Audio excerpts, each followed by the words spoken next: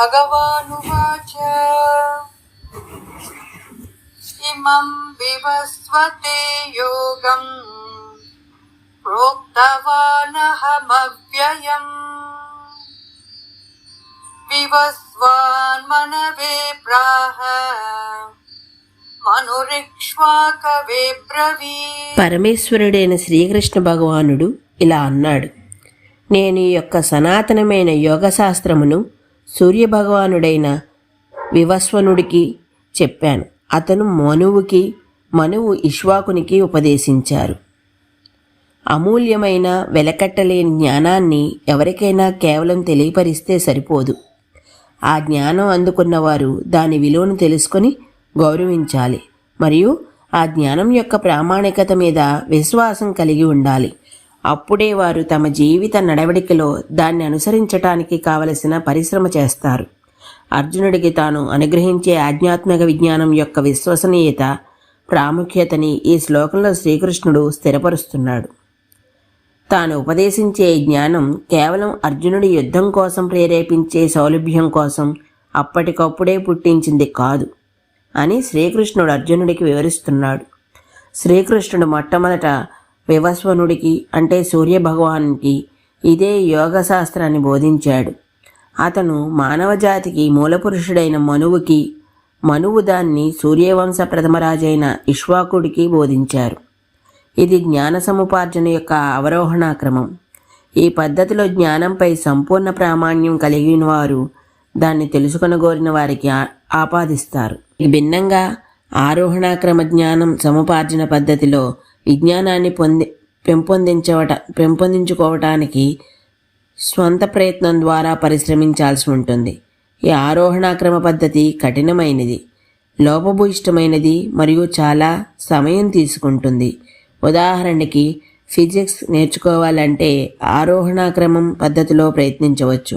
ఈ పద్ధతిలో మన సొంత తెలివితో ఆయా సూత్రాలను ఊహాకల్పన చేసి ఒక అభిప్రాయానికి రావచ్చు, లేదా అవరోహణ పద్ధతిలో నేర్చుకోవచ్చు. ఈ పద్ధతిలో మనం ఫిజిక్స్ బాగా తెలిసిన ఒక ఉపాధ్యాయుడిని ఆశ్రయిస్తాం.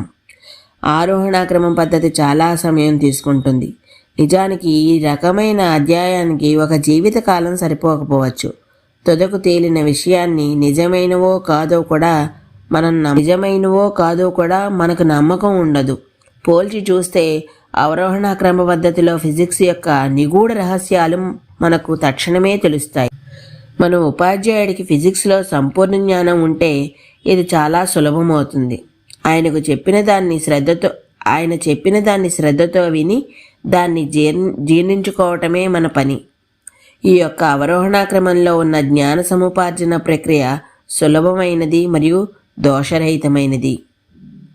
ప్రతి సంవత్సరం కొన్ని వేల స్వయం సహాయక పుస్తకాలు విపణిలో విడుదలవుతాయి. అవి జీవితంలో ఎదురయ్యే సమస్యలకు ఆయా రచయితల యొక్క పరిష్కారాలను వివరిస్తాయి.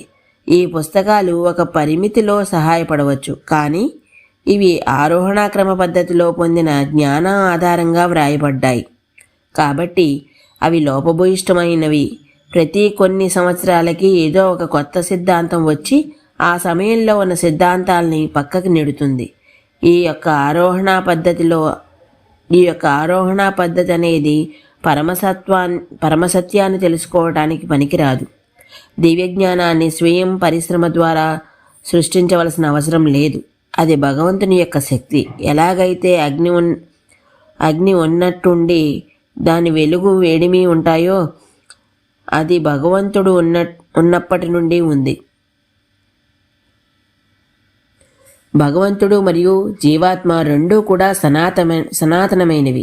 అలాగే జీవాత్మను భగవంతునితో కలిపే యోగశాస్త్రం కూడా సనాతనమైనదే. దీనికోసం ఏదో ఊహించి కొత్త సిద్ధాంతాలను తయారు చేయాల్సిన అవసరం లేదు. ఈ ప్రత్యక్ష సత్యం యొక్క అద్భుతమైన తార్కాణం ఈ భగవద్గీతయే. ఇది చెప్పబడి 50 శతాబ్దములు దాటినా తనలో ఉన్న శాశ్వత సనాతన జ్ఞాన ప్రజ్ఞతో ఇది ఇప్పటికీ మన దైనందిక జీవితంలో ఉపయోగపడుతూ జనులను ఆశ్చర్యచకితులను చేస్తున్నది. తాను అర్జునుడికి తెలియజేసే ఈ యోగ విద్యా జ్ఞానం సనాతనమైనది మరియు ప్రాచీన కాలంలో అవరోహణ క్రమంలో గురువు నుండి శిష్యుడికి పరంపరంగా అందించబడింది అని శ్రీకృష్ణుడు అంటున్నాడు. ఈరోజుకి ఎక్కడ తాగుతున్నాను మిగతా రేపు చెప్తాను. అంతవరకు ధన్యవాదాలు.